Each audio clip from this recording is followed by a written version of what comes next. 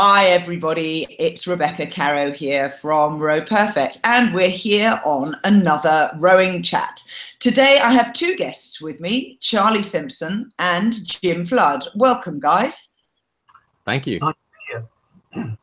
Now let's kick off in the traditional way. Would you introduce yourselves to the listeners and tell us a little bit about your background in rowing? Charlie.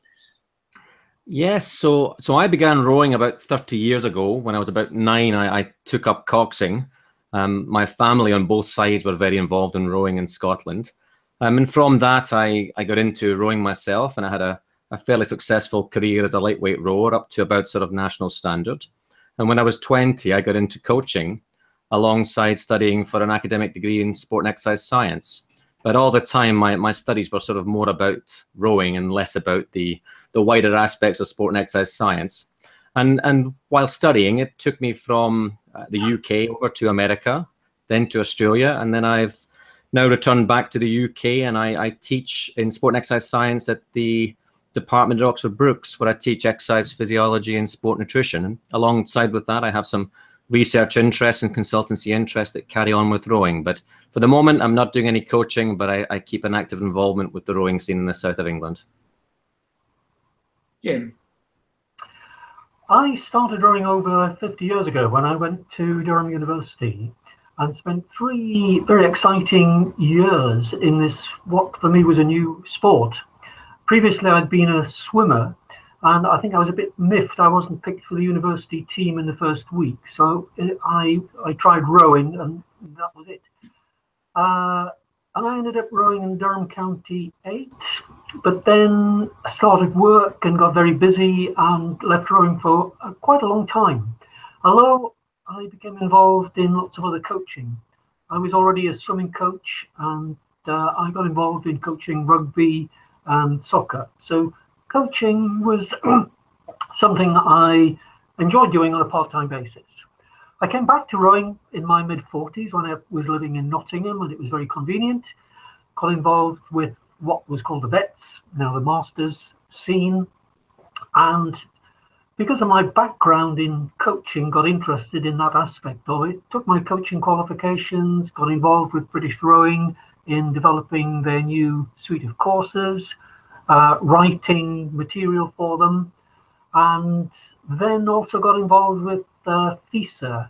I got a call out of the blue to invite me to go to Uganda, and since then I've been to other African countries and also to South America, involved mainly in coach education and policies and structures that will improve rowing and open it up to a wider basis. Fantastic. And you're based out, you're still rowing yourself now, Jim? I just came off the water about 45 minutes ago. Yes, still rowing. Fantastic. You guys are great exemplars. Now, obviously, I've met you both before, and you have previously written a book together, but part of the reason for today's meetup is that you've got another book coming out. What's it called? So the book's called Advanced Rowing, and it's a book that's sort of evolved out of going to a lot of these FISA coaching conferences and international conferences where some of the best coaches in the world were very happy to share a lot of their training strategies, their approaches to working with athletes, their selection ideas. The coaches would share those things quite widely at these conferences.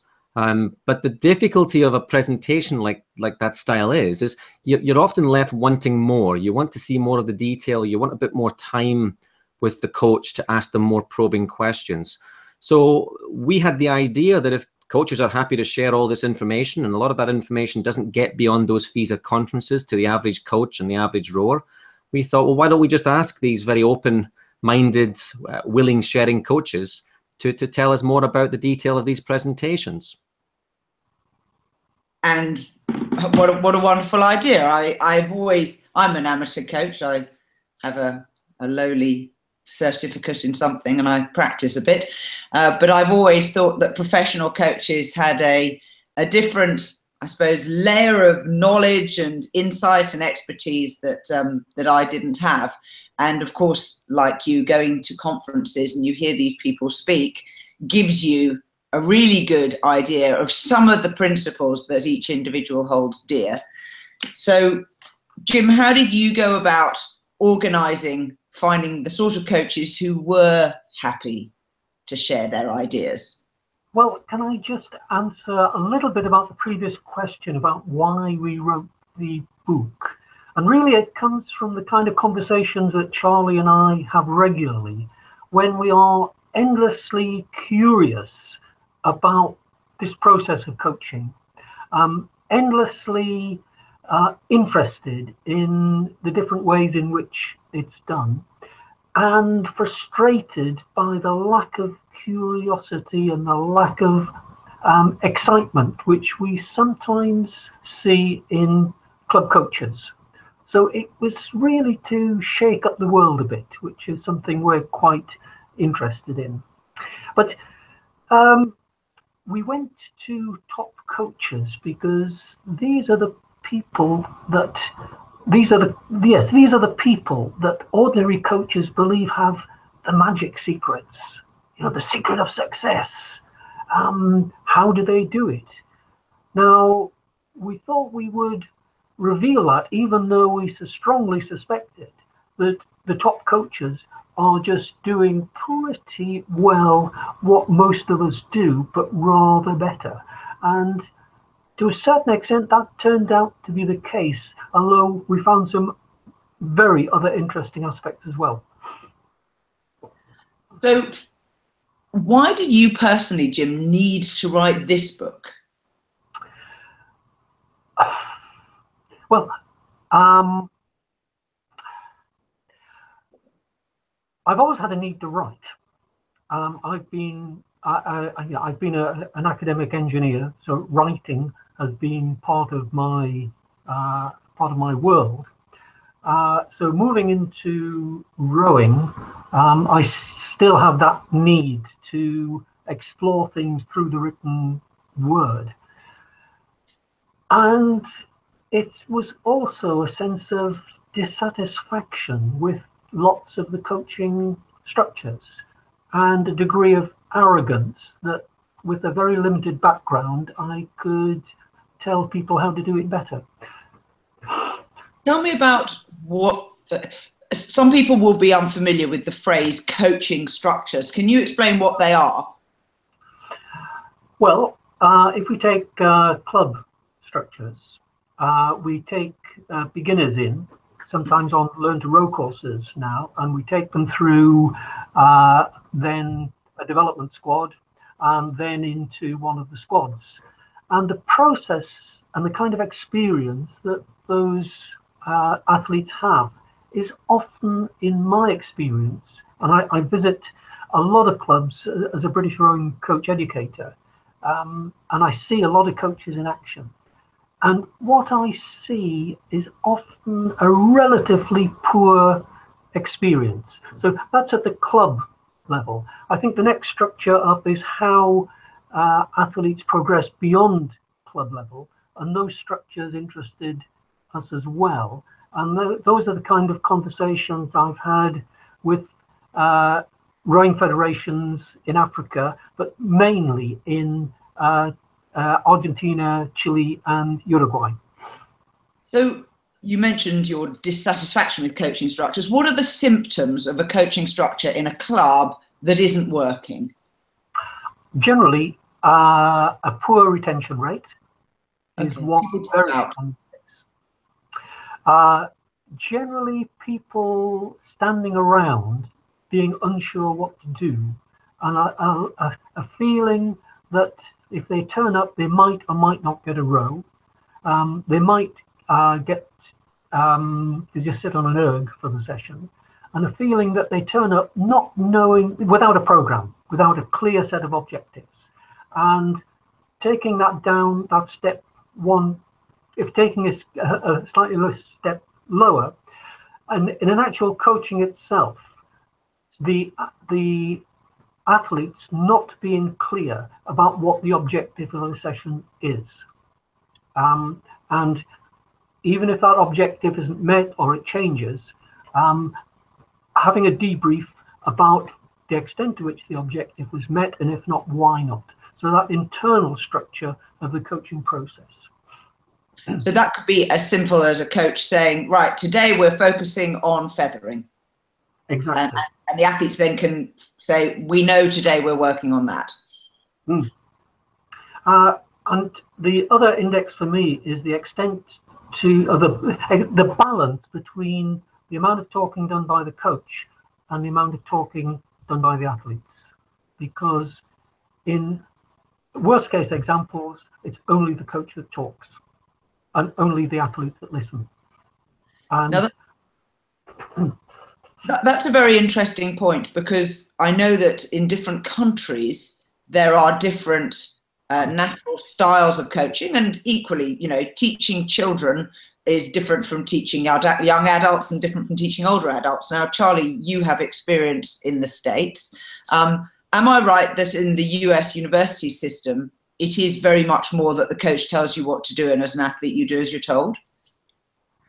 I can see why there's that perception, and in certainly many programs that is the case. But I think you'll find there are many coaches in the US who might slightly be offended by the sort of suggestion that they are dictatorial, the sort of view that athletes should be seen and not heard. But I can understand why people would do that. One of our contributors to this book was Dave O'Neill, who's the head coach at University of Texas. And I actually went out to Texas several times and sat in the launch and watched Dave's sessions. And by and large, it's true to say that during the session, there wasn't much talking being done by the athletes. But when you talk to Dave, what he's saying is, look, we only have so much time under the rules to practice. During the practice, we've got to get on with the work. And that means I set the goals and they do the session, and then I do the debrief after. And it's very entertaining. I mean, his debriefs are fantastic. And you could hear a pin drop in the room of 50 athletes listening to the life lesson that he's going to give them in a 3-minute spiel that will somehow connect to the session that day. But behind the scenes, what Dave will tell you is he will have one-to-one meetings with each of the rowers on campus during the week. So if you just drop in the session, you think the coach does all the talking. But I think a lot of these very sophisticated American coaches actually do an awful lot of the one-to-one stuff off the water. So I think a lot of people in the US would appreciate the need to have some dialogue. Tell us a little bit now, Charlie, about the process you went through to compile the interviews, because obviously the book is fundamentally based around speeches by individual coaches, but I can guess that there was a hell of a lot of pre-work in order to get to the written word. How did you go about it? I mean, fundamentally, the book attempts to be quite systematic in capturing the ideas of these coaches. And it's the coaches who ultimately are writing the material.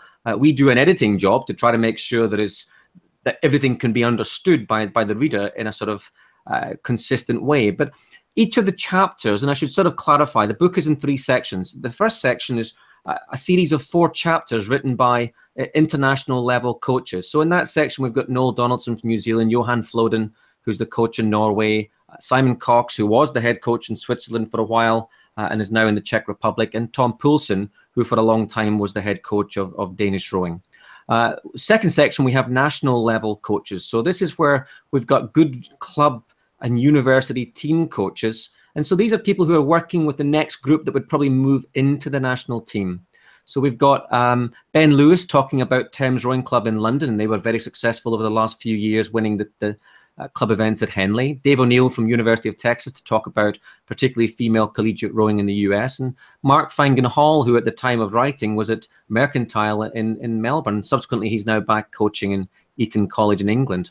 So those are the sort of 7 key coach contributors. The third section of the book is about other aspects of high performance rowing written by sports scientists, biomechanists, and so forth.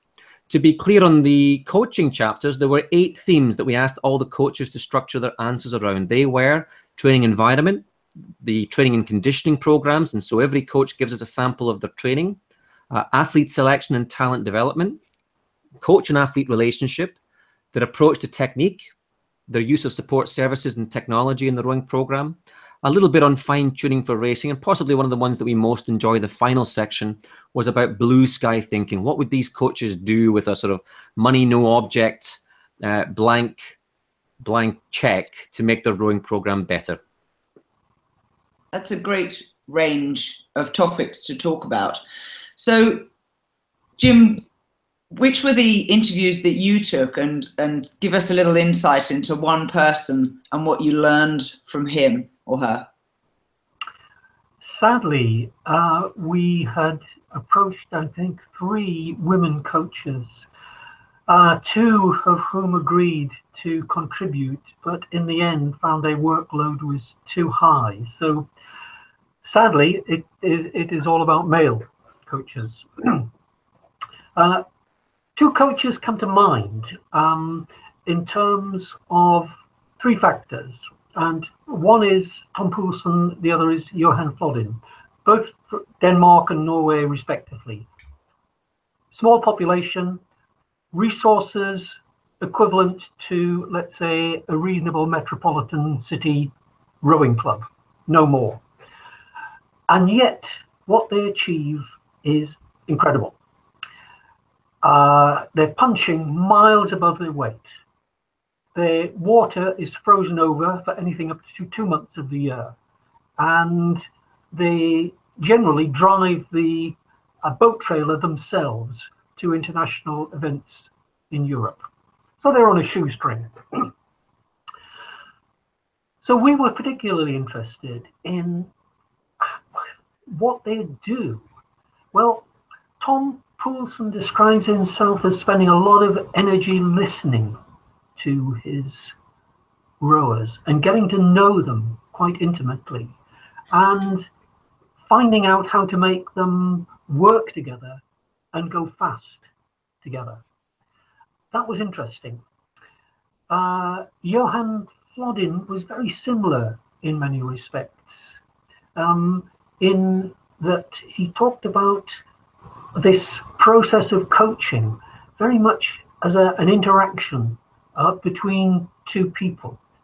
And also saying things like, when the coach speaks, it should be for the athlete like sips of champagne, because too often it's like tap water. And that kind of metaphor I thought was just absolutely fantastic. Tom Poulsen talked about the way in which he nurtures athletes and never rejects anyone. If people are going to drop out, they have to make the decision themselves. It's very much a collaborative process. And Johan Flodin talked about the art of coaching is to make every flower bloom, and to get the best out of every athlete, rather than setting bars at which they fail and then are rejected. Now, you could argue that because of their amount of resources or limitation on their resources, that's a policy, but it seemed to me to be a very effective policy in achieving very, very good results with very limited resources. And it's what good coaching should be about in any case. So if I'm to characterize your insight there, is that they are almost compensating for the lack of hard cash by maximizing the psychology and the impact their coaching words have on their athletes. Charlie, do you think this is a policy others could follow?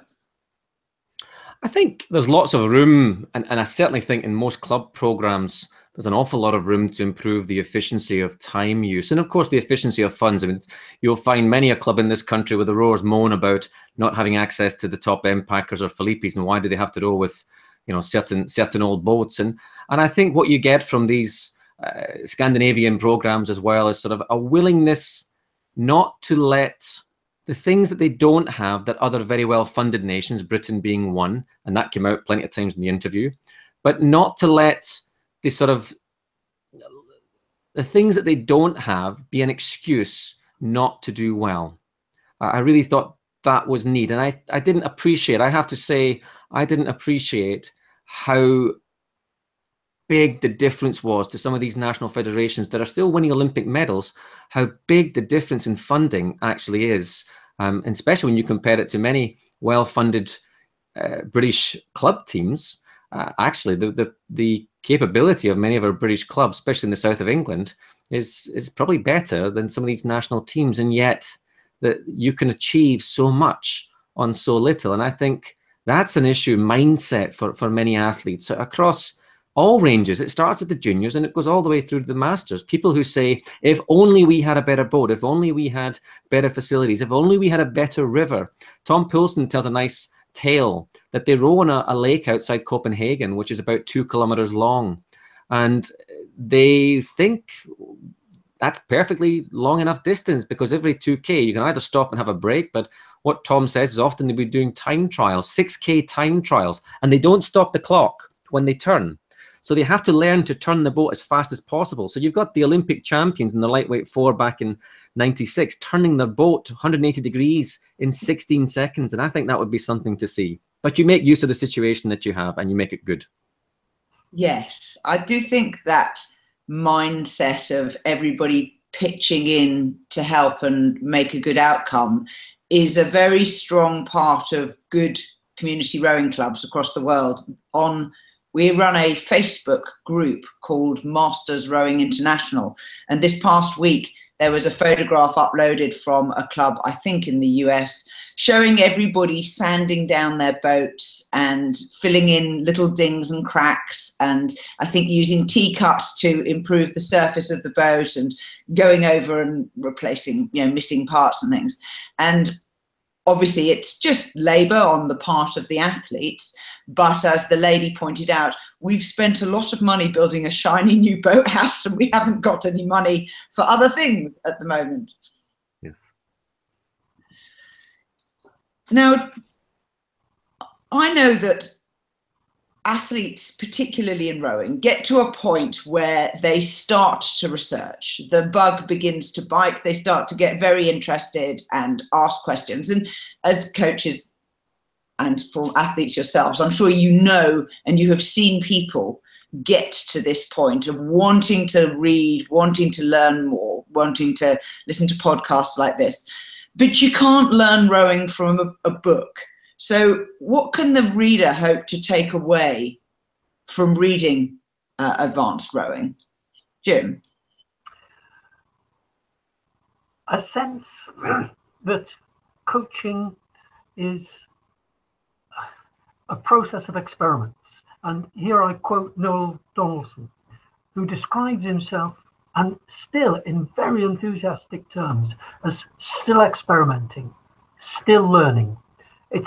So the first thing that I would hope that people would take from the book is the idea that it is a process involving partnership with athletes, and it's a partnership in experiments and development. It isn't a package that you can take and apply.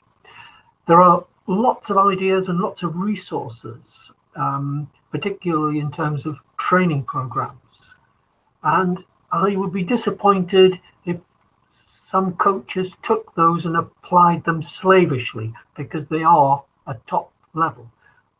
I would be pleased if athletes read the book, see different aspects of the structure of coaching programs, and have that as a basis to discuss amongst themselves and to discuss with the coaches.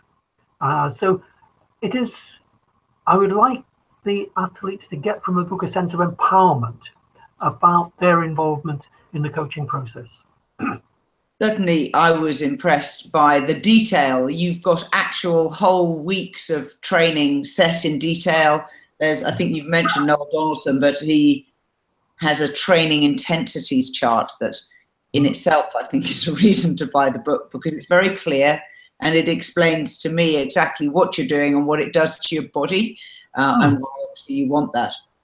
Charlie, what about you? What can people learn from the book? Well, I'm certainly going to agree that the best way to learn to row is to do rowing and not necessarily reading books. But most of the people in the rowing world don't live in places where they have lots of access to top coaches and top athletes to see what they're doing. In an ideal world, and I remember one of your previous guests, Jim Joy, talking about ideally how to become a great coach. You spend 15 years with a great mentor and you learn how to coach. And the truth is most people don't have that luxury of time and resource. Even going and sitting in a lounge with a top coach for a session probably isn't enough to really get a sense of what makes a top coach. So while it's not possible to go and do these things for 15 years, I think reading books and learning from these top coaches is probably the very next best thing. One of the things that I certainly hope people might take from the book, assuming that many of the rowers are sort of aspiring club national level rowers, and some will be looking to move into international rowing arena. Comparing the training programs of the best clubs to the best national teams that we have in the book, one of the things that struck me when we put together those training samples is that the actual volume of rowing between the club programs and the international programs doesn't differ that much. So if I look at the book, I mean, Thames Rowing Club will say that they're doing on average maybe 120 to 160 kilometers per week. Well, that's consistent with what the Norwegians are doing. It's actually consistent as well with what the men's pair in New Zealand are doing. They weren't doing more than about 10 to 15 hours per week. So one of the things that's quite striking is the volume of rowing may not differ between good clubs and international teams, but what does jump out with the international athletes, especially those that are full-time athletes, is they do an awful lot of cross-training. That's what often seems to separate good clubs from the international teams. The international teams with more full-time athletes have some potential to do additional weight training, and a lot of our contributors say we'd like to do weight training. Tom Poulsen said when they set the world record in the Coxless 4, he thinks had they been doing weight training, because they weren't, but had they been doing weight training, he thinks they might have taken another second off the world record. But you have to make compromises when you don't have full-time international athletes. But certainly what was striking in New Zealand is how much cycling is also going on as part of the training. In Switzerland, how much time the guys are spending doing cross-country skiing, doing mountain biking, the erging, the weight training.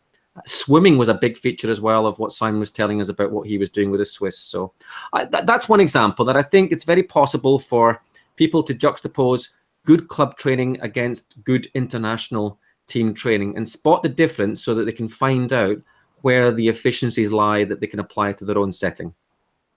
So as a sports scientist, explain to me, what does cross-training physiologically bring to an athletic program? What many of the contributors will certainly say, and I have to agree with them, avoiding training boredom. That's a big thing. That spending more time on bikes, on the cross-country skis, allows you to work on some of the central cardiovascular features, the heart, the blood, the stroke volume, and so forth. You can get these adaptations well preserved by cycling and other aerobic activities. That, for me, is one of the big things. It allows them to do a greater training volume while reducing the injury risk. That's the other big benefit to doing the extra cross training. There's only so many strokes per week a body can take. So if you can get off the water and get onto a bike, you can take some of the load off the back, for example. Spend more time on the bike, take less load on the back while still delivering many of those central cardiovascular features. That's really interesting. And certainly I was intrigued to see that someone mentioned that they take into consideration the time the athletes spend cycling to the rowing club as part of their training volume for the week. Yes, I think you're speaking about the New Zealanders. It seems to be quite common. It's the same in Britain at Caversham. Many of the athletes live 3, 4, 5 miles from the training lake. And so the obvious thing, it's environmentally friendly. The obvious thing is to get on the bike. But that time that they spend on the bike has a consequence for their metabolic adaptation. So it counts to the calories that they have to refuel later in the day. So it's not inconsequential time. And one of the nice things now with wearable technology, so this is wearing smartwatches, Garmin's Polar devices, it's now very, very easy to capture and log all that time. I'm sure it was happening in the past. People were always cycling to boathouses, but the difficulty is the coach didn't know about it except to see that they turned up on a bike. He didn't know how hard they rode. He didn't know how far away they came from necessarily that day. But now with the capacity to link your watch to the phone, it's very easy. And New Zealand Rowing, for example, really are good at tracking all the activity time of the athletes in a 24-hour period. And it has lots of benefits to doing that. Tell us a little bit more about those benefits. One of the really nice benefits is that by tracking the total training load of an athlete during the time that the coach sees the athlete, but importantly also when the coach doesn't see the athlete, the coach can sit in the center and see all the effort that's gone on in a week for all of their athletes, when you can see all the training that your athletes do, I think what happens is you start to become a little more trusting and relaxed about letting athletes make their own choices in how they spend their cross-training time. And certainly a feature of many of the people that we spoke to is to allow the athletes flexibility in choosing how to do the additional training time on their own, because the coach could see that. And importantly, especially in the case of New Zealand rowing, all of that activity data is feeding into a single number in a software package. The one they use is called Training Peaks, but that software tries to connect the volume and intensity of training and put it into a single TSS score, which basically is just a number that captures that combination of intensity and volume. So coaches can manage the total load of the athlete across the week by talking to them and saying, well, maybe this week you could do a bit more cycling. And that works really well because many of the athletes that were contained within the programs interviewed in this book, many of those athletes were also part-time and sometimes full-time students. So they couldn't always work to the schedule that the coach wanted. So the coaches became more flexible and saying, well, okay, you can't come to row in the 8 this morning, but you make sure you get some time in the erg, log it in your watch, and I'll have a look at it later.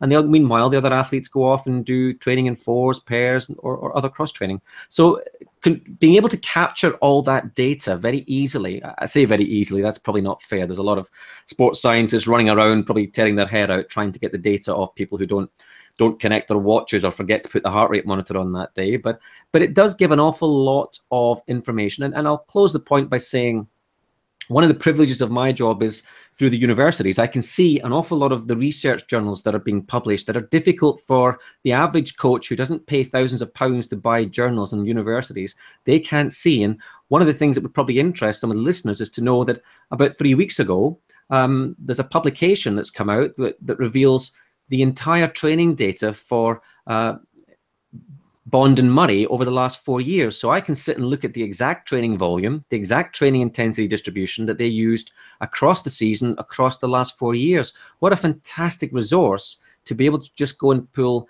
not the data that they were planning to do, not the training program they were planning to do, but the data that they actually captured during all these training sessions. That demystifies a lot of things that go around at regattas. People all have opinions about how they were training. I read a recent magazine article suggesting that these guys did 95% of their training on the water. Well, that's just simply not true. But it was based on an interview with the two rowers. But if you look at the actual captured data, that data doesn't lie. And this data is publicly available, Charlie, or you have to be an academic to subscribe? I'm afraid it's publicly available, but unfortunately, a lot of these publications are in journals that you have to pay for in the same way that you'd have to pay for a magazine. The difference is magazines cost 30 or 40 pounds a year. These journals often cost thousands of pounds a year. But if you're a university student listening to this, there's a very good chance that you could access that journal and you could go look these things up. It's very easy to Google rowing.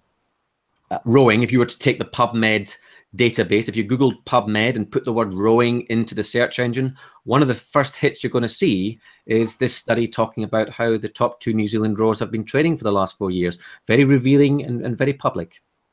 Fantastic. Very nice to know. Thank you for sharing that. That's brilliant. Now, flexibility in training also works on the coaching side of organising a squad.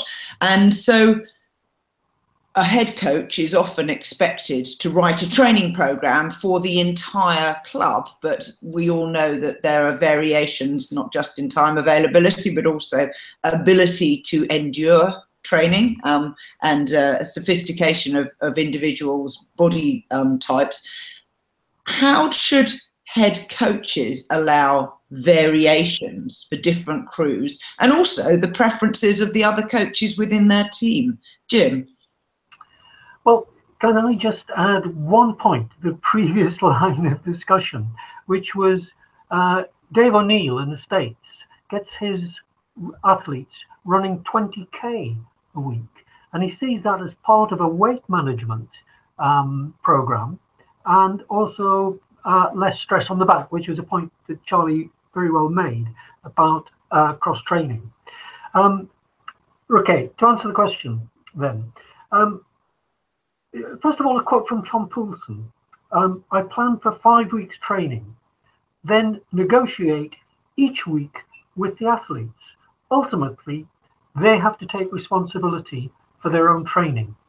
Now, that's echoed also by Noel Donaldson, who has very detailed plans, but works very closely, and he describes the way he took over the coaching of Murray and Bond, and who would sort of, well, you could say what an envious job to do, or what a terrible job, terrible responsibility to have in the run-up to the last Olympics.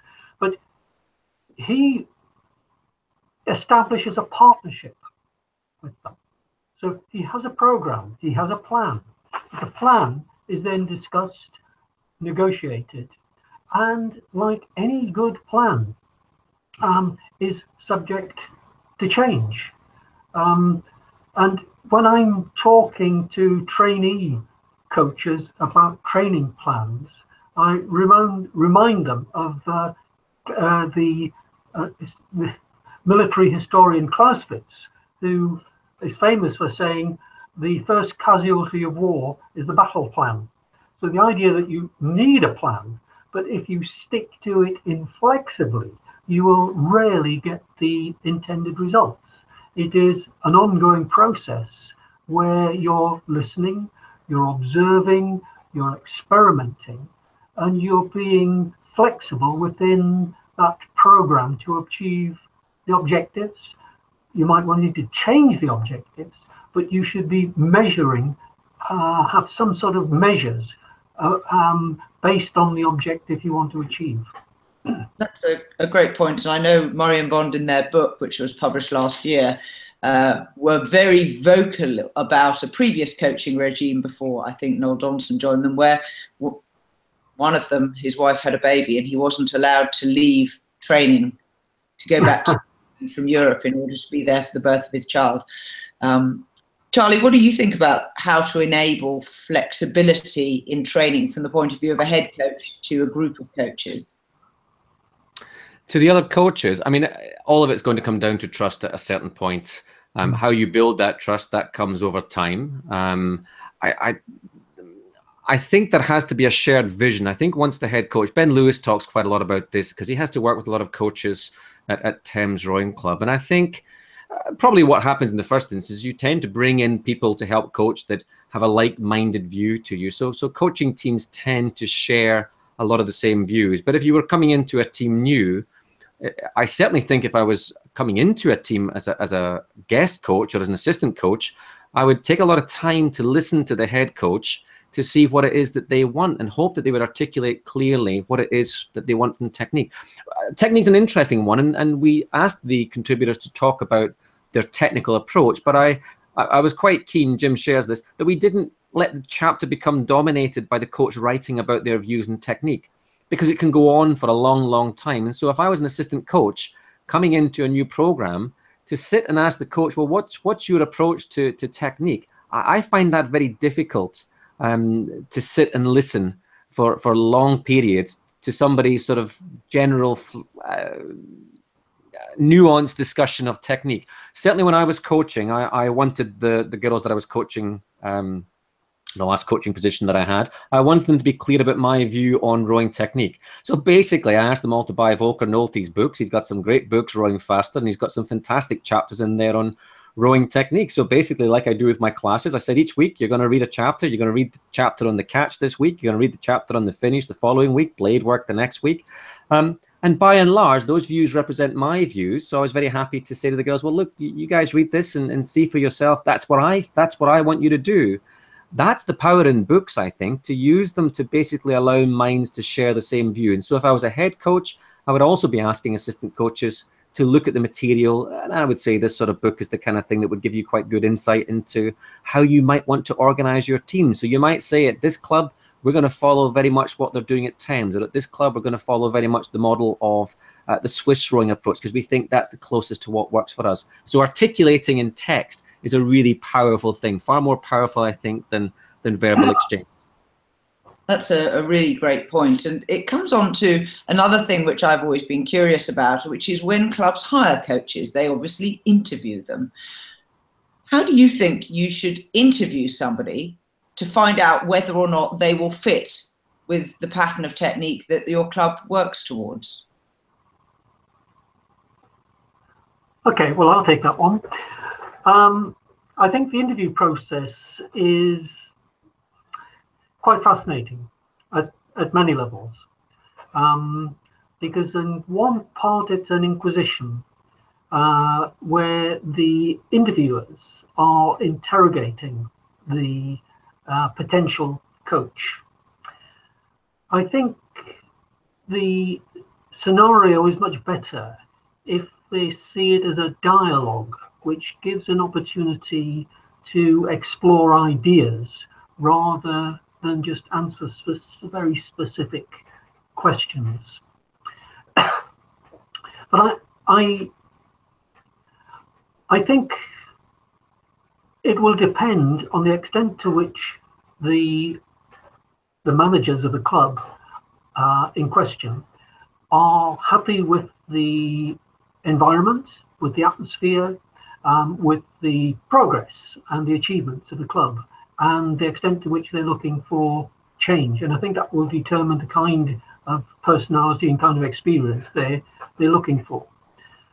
But I think if I was on the interview panel, I'd be having read our book. I'd be saying things like, now coaches should see themselves as leaders and educators. How would you interpret that? I would be asking them things like, we believe that establishing a strong team culture is the key to team success. How would you develop that? I would be saying to them, we believe that the training environment must be vibrant, energetic, and an exciting place to be. How would you make it like that? How would you make it so that athletes want to turn up because it is such a good place to be? All very, very good questions. Charlie? There's a place, obviously, for traditional face-to-face interviews in this sort of traditional style, but I think what's very important nowadays in HR practices is sort of an authentic interview. If you're going to hire coaches, it seems to me obvious that you might want to see what they're like coaching, and you might want to take feedback from the people who are going to be coached by this person. So if I were hiring, I'd be sending a small selection of the candidates out to coach a session. I would watch what they do, see how they interact with the athletes, and I would listen to what the athletes told me afterwards and hope that they were part of the selection process. That are probably, yeah, that's about as much as I would probably need to say about that. But making the interview as authentic as possible and not simply asking questions where they give you a good answer and then the reality is they're not able to connect with the rowers on the water. That's what matters to us is what's on the water. Now, both of you through this interview have mentioned the word questions a lot, asking questions and listening. So clearly this is a really, really important skill. It's key to understanding your athletes and how to push them on. How can people learn the skill of questioning? Well, if you don't mind, I like this question. And I think there's something about rowing culture which probably makes it difficult for athletes to ask questions. I mean, think for a second, if you read this book and you get some great ideas about the training program and the way you're going to organize the squad, and you go to your coach and say, look, I read this great book and it says we should be doing this sort of training and at this sort of intensity. Can we do that? And I don't think you're going to get much change from a very reasonable coach who has their approach, their way of doing things. And if you think about that, take it to its logical conclusion, the nature of our sport is, especially in countries like the UK and North America, I think it's very difficult for athletes to want to question the coach. And actually, I think that's maybe one of the reasons why a lot of rowers don't actually buy books. The rowers that do buy books tend to buy biographies, but they don't tend to buy books like this. And I think they worry that their coach may not be receptive to any of the ideas that they pick up. And subsequent to that as well, many rowers don't see it as their role to question what the coach is saying. And then certainly we have sporting traditions in the US where the coach's word is gospel and you don't argue with it. And part of being a good team player is basically shutting up and listening. And it's a bit of a sort of 21st century position to think like guys like Tom Poulsen and Johan Floden, who really want to get the buy-in from the athletes, because they realize that if you can get the buy-in from the athletes, that it's a shared venture, you can probably drive the training much better and keep people in the program longer. So yes, it's difficult to develop that culture, but I think we must first recognize why it probably doesn't exist in the first place. Jim? Yes. What immediately comes to mind is a quote from Robin Williams. When you arrive for a coaching session, make sure that you're smiling. That's great. That's great. Yeah, smiles help a lot. Yes. I was thinking about how I would answer your questions if I was being interviewed by you. And of course, I find that quite challenging. Now, coaching is the art. It is also a science. And I think the two of you sit neatly at slightly opposing ends of that particular spectrum. But there's another theme that I sense, which is that the voice of experience, or follow your instincts, or trust your gut. How can people develop a feel for what you think is the right answer in a particular situation? I mean, of course, there's an art and a science, and they should be blended rather than placed in opposition to one another. But at the end of the day, the coach has to make decisions about who goes into the boat. I mean, the coach is making a selection decision, sometimes months in advance of a regatta, and they have to predict the future. You have to guess not how good are the athletes competing just in April. You've got to predict how good are they going to be at the World Championships in September.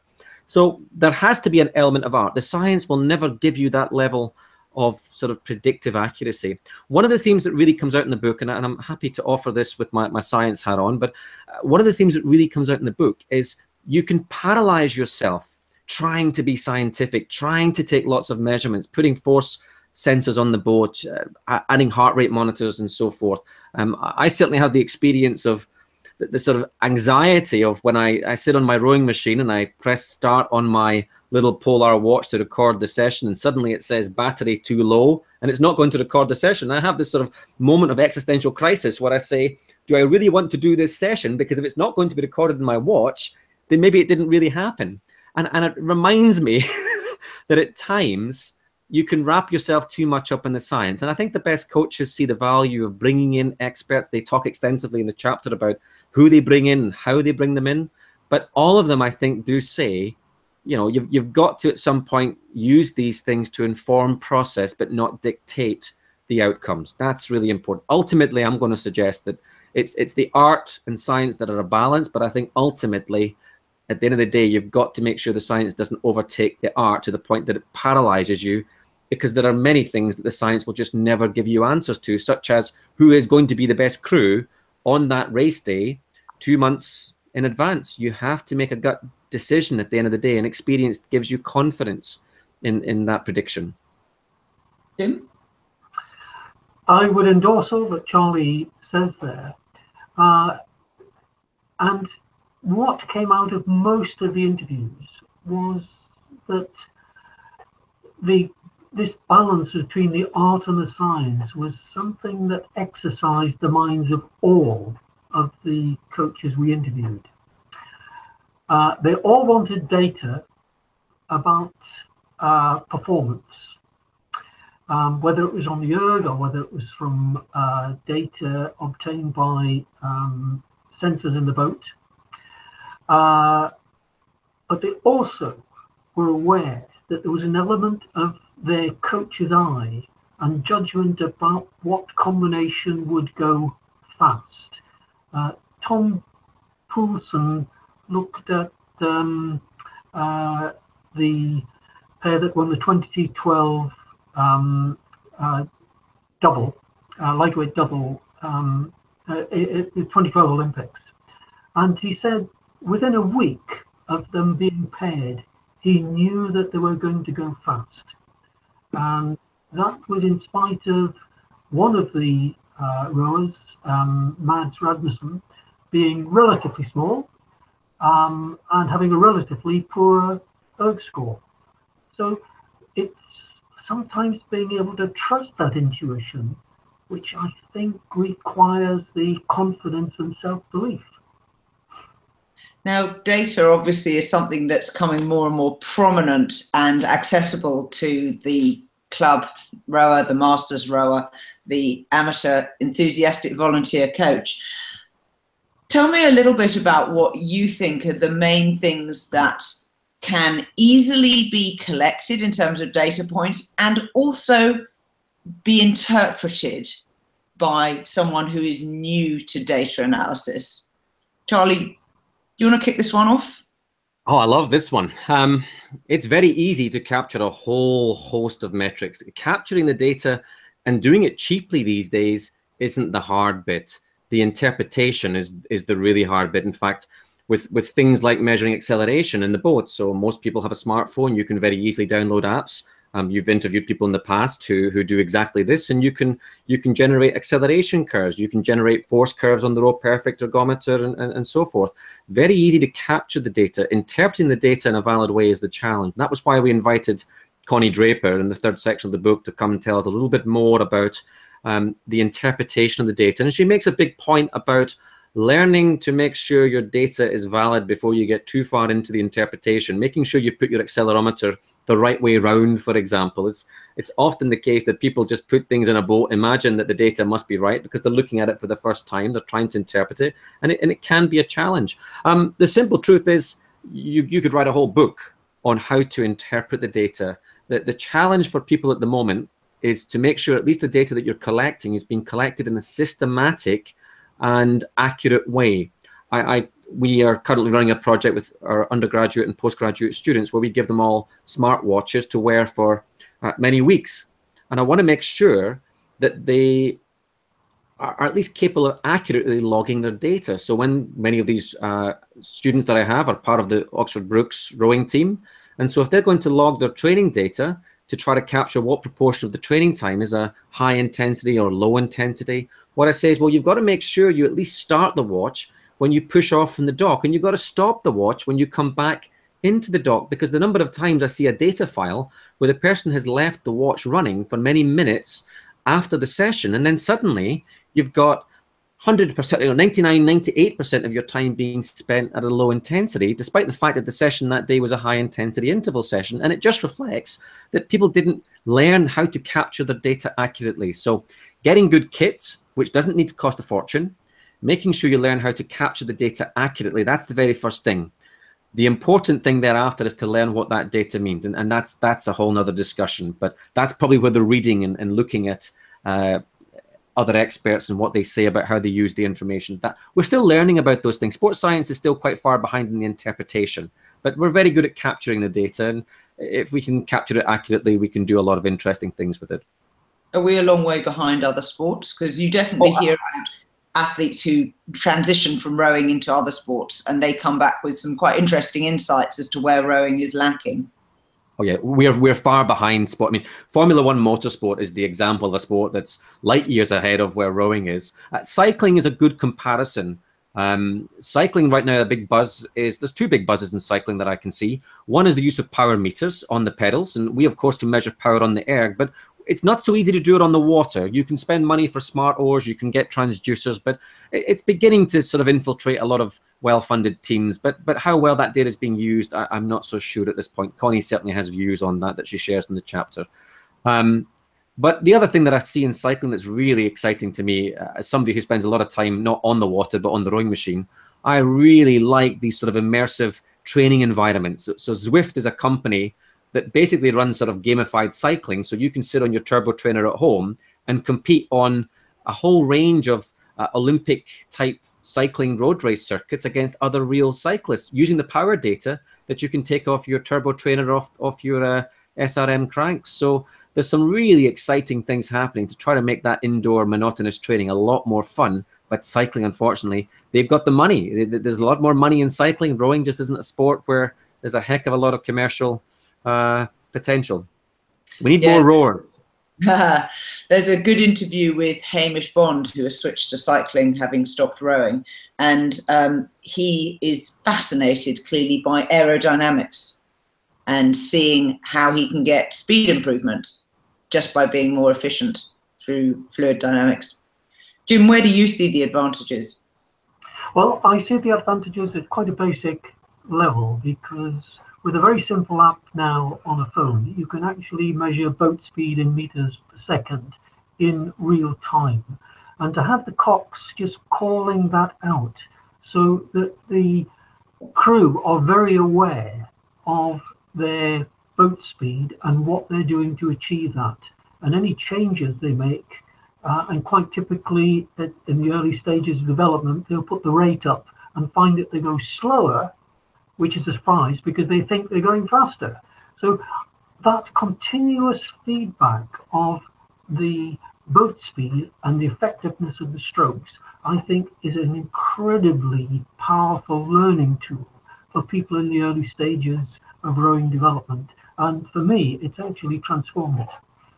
So meters per second rather than 500 meter splits, is that because of the averaging?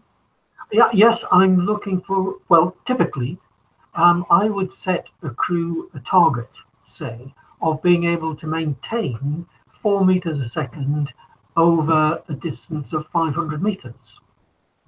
Now, if they drop below at any point, they've not made it, because I'm looking for consistency there. Now, once they can achieve it over 500 meters, I might raise the target to 4.1 or 4.2.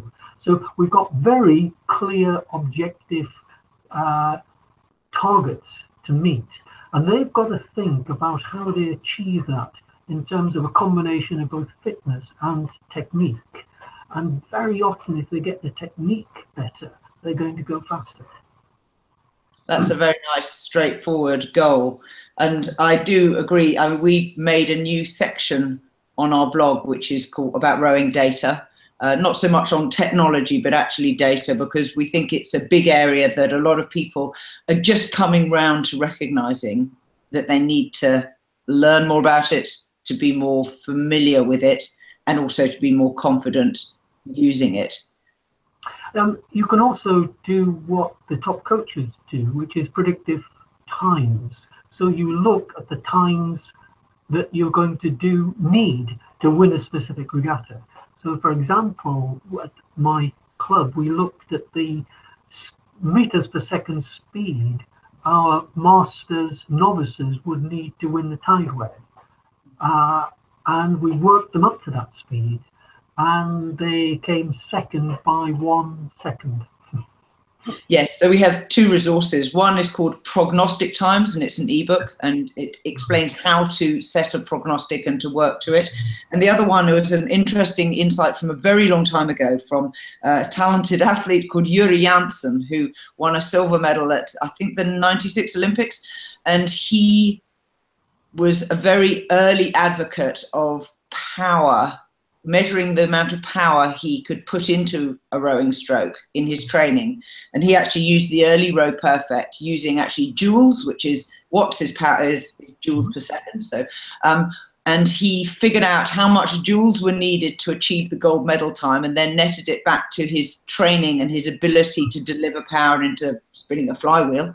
And from that, he found that he needed to rate much higher than convention at that time dictated. So if you go and have a look at his race, you'll see that he's in the high 30s in a single scull, which at the time was extremely unusual for a heavyweight man. And he actually finishes the race well into the 40s in order to achieve his power delivery. Guys, we're coming to the end of our time together. It's been an absolute delight.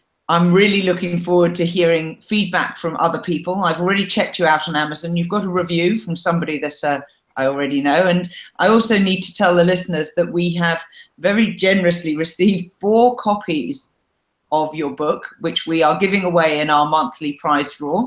The prize draw is drawn at the end of the month from everybody who is on our newsletter subscriber list. And then very early in November, we'll announce who the winners are and get your addresses and send them out to you. So you can subscribe to our newsletter on the website. Thank you both very much indeed for your time. It's been great having you here on Rowing Chat. Thank you very much. Good fun. Till next time. Goodbye. Goodbye. Cheers.